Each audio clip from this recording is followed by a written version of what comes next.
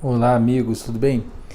O vídeo de hoje gostaria de falar um pouco sobre um exemplo de intelectual, tá? Um exemplo de honestidade intelectual que nos dá uma das figuras que eu mais admiro, que é o Eric Voegelin. Que em alemão, na verdade, é Eric Voegelin, né? O V, esse V inicial no alemão tem o som de F. Demorei para aprender a falar isso.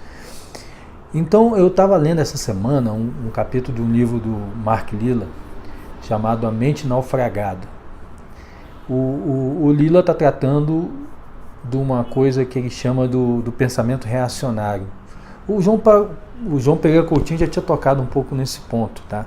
Então, tanto o Coutinho quanto o Lilla fazem uma distinção do conservador para o reacionário, que muitas vezes são confundidas, principalmente pela esquerda, né? A esquerda chama tudo a mesma coisa, tudo é reacionário, nazista, fascista, etc. Mas tanto o Coutinho quanto o Lilla, eles consideram que o reacionário e o conservador são coisas distintas. Então, o conservador é aquele que é antirrevolucionário por natureza, ele confia numa tradição, né?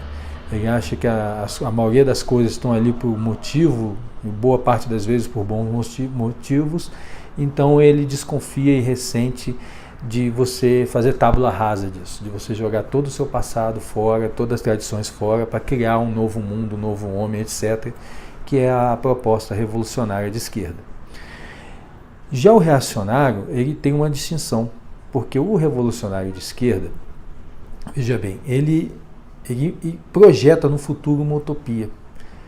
Ele vê um mundo perfeito no futuro, tá? E considera que através da revolução você vai estabelecer esse novo reino, né? Vai estabelecer esse futuro perfeito. E o reacionário, ele acredita que na verdade esse reino ou essa imagem já se confirmou em algum momento no passado. Ou seja, a humanidade já teria tido, né, a sociedade já teria tido uma era de ouro. Já teria tido a sua perfeição e por algum motivo a perdeu.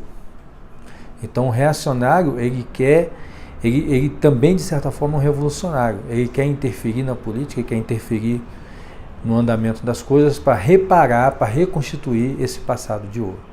Já o conservador, ele não acredita em passado de ouro, ou se acredita que já houve uma época melhor, ele considera que não há como voltar atrás. Por exemplo, se eu penso na monarquia do Brasil, né?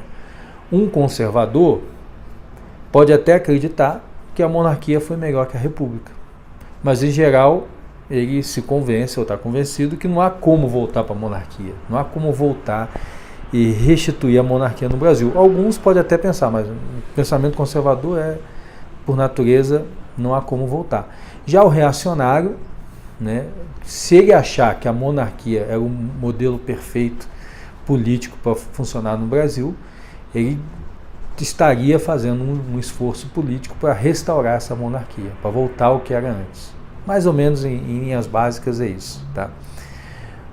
Pode até alguém achar que é possível retornar à monarquia, mas o que vai considerar ele como reacionário é achar que aquele modelo era perfeito, né? Se você acha que a monarquia, por exemplo, é um sistema melhor e há como retornar, não seria exatamente um reacionário. Mas se acha que aquilo era perfeito e tudo deu errado a partir do momento que abandonou aquilo, você está num pensamento reacionário. Bem, isso aí é só a introdução ao livro do Lilla, mas nesse capítulo ele vai tratar do Eric Voegelin, não como se o Eric Voegelin fosse um reacionário. Não entendi isso na minha leitura inicial. Eu entendi que muitas das ideias do Voegelin foram apropriadas por reacionários, tá? Até porque o Voegelin estudou muito o passado, as ordens políticas, e principalmente o Voegelin estudou o movimento revolucionário e a origem gnóstica da modernidade, que é um assunto para um outro momento. Mas digamos assim, o reacionário, ele precisa de um ponto em que a história se desviou. Ele precisa daquele ponto onde tudo começou a dar errado.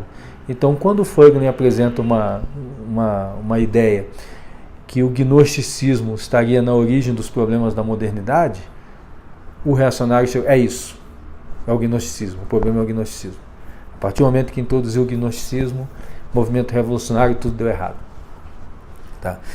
Mas Qual é o tema do que eu queria falar? Na verdade, é a lição de humildade, porque nesse capítulo o Lila faz um resumo da vida do Fögling e mostra alguns detalhes interessantes. Então, por exemplo, o Fögling, quando os nazistas anexaram a Áustria, ele era professor na Universidade de Viena, tinha feito já trabalhos ridicularizando a teoria da supremacia racial.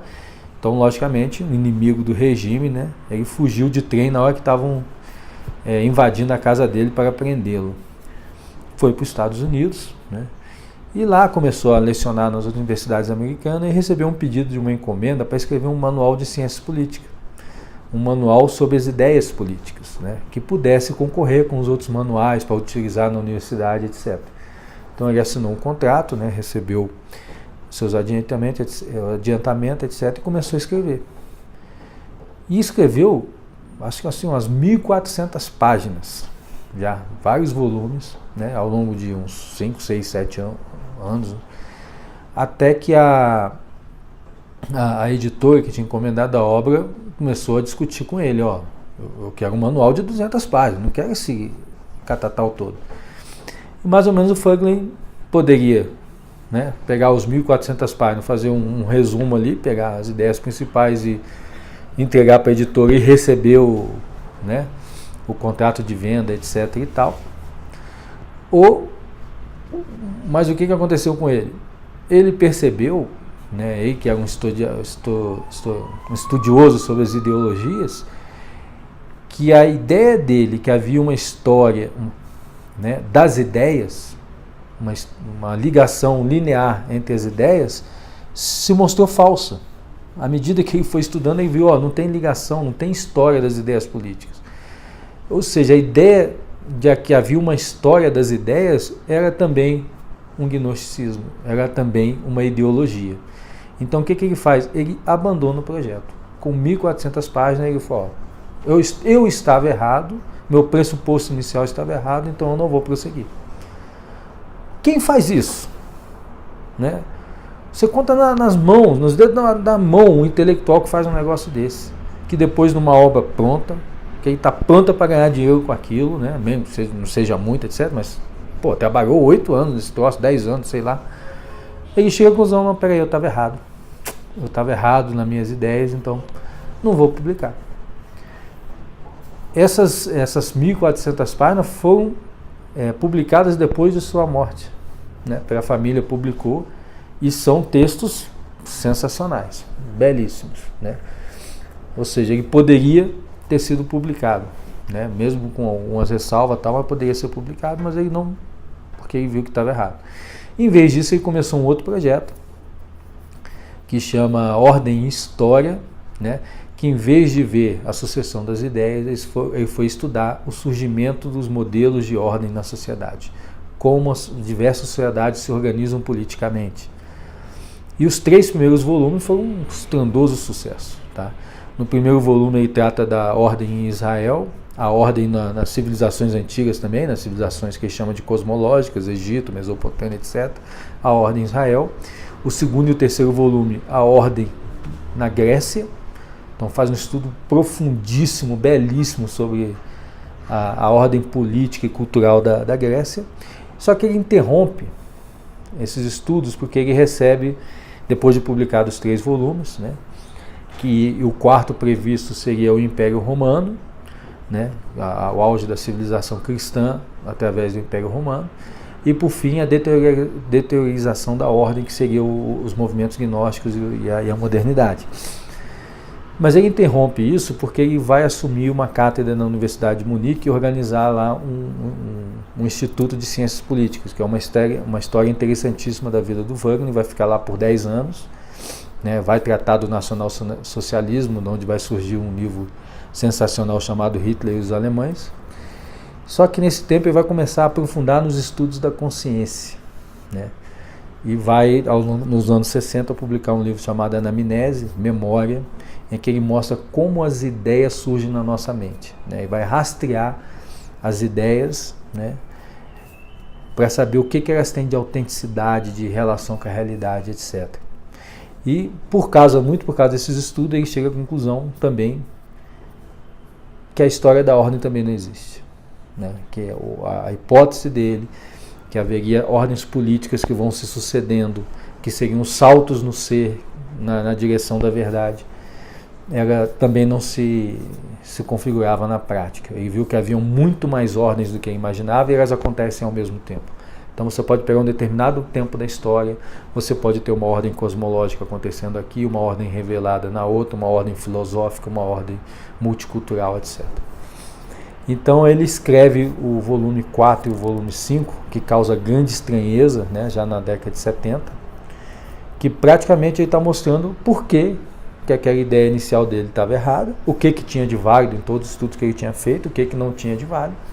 Então ele publicamente se coloca dizendo, ó, eu estava errado, a implicância do meu erro é essa, o que se pode aproveitar é isso, e eu vou encerrar o projeto aqui, nessa seleção, que é um livro, o livro 5º do Ordem e História. Ele até escreve a Ordem Ecumênica no livro 4, mas a Ordem 5, que é bem curta e extremamente profundo, um estudo da consciência, e mostrando que muito mais importante que a ordem política é a consciência humana e como a consciência se manifesta politicamente.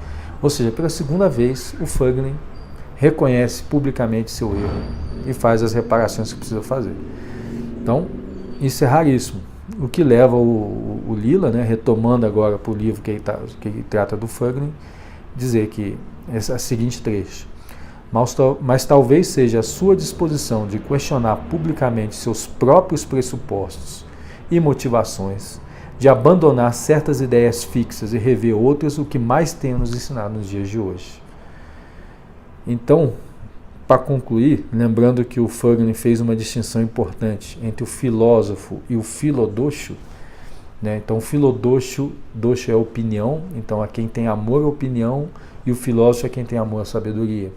Então, o filodóxio é aquele que emite uma opinião, se apaixona por ela e passa a vida defendendo a sua própria opinião. E o filósofo não, ele é amor à sabedoria. Então, se ele perceber que a ideia dele está errada, ele vai trocar e vai assumir uma ideia principal. Então, em vida, o Fögling mostrou que ele estava profundamente cego quando ele fez essa distinção. Ele tinha um pensamento filósofo, ele nunca se definiu como filósofo, mas o pensamento dele é filosófico nessa natureza. Diante do erro, ele para, reavalia, faz as correções que precisa fazer e adota as novas opiniões, aquilo que ele considera mais correto. Posso dizer para vocês, 95% dos intelectuais que estão publicando livros aí, eles são incapazes de fazer isso. Ele, diante de fatos da realidade que mostram que talvez ele estivesse errado, ele tortura esses fatos para mostrar que na verdade ele estava certo, mesmo que ele não tenha usado as palavras corretas. Então, fica esse exemplo aí de honestidade intelectual do Fögling. Se querem saber sobre Fögling, a obra que eu indico, né, que todo mundo indica, na verdade, para começar, é as Reflexões Autobiográficas, tem publicado no Brasil. Ele faz um geralzão da sua vida inteira, de todos os seus estudos, suas ideias principais, dos seus livros, e principalmente como ele chegou nelas, né? Como através do estudo da realidade ele formulou tudo isso. Então, Eric Fögling, esse aí foi só um capítulo que o Mark Lilla tratou dele, mas achei interessante que uma coisa que eu já tinha visto, ele viu também, que é o Eric Fögling como um exemplo absurdo de honestidade intelectual. Um abraço a todos.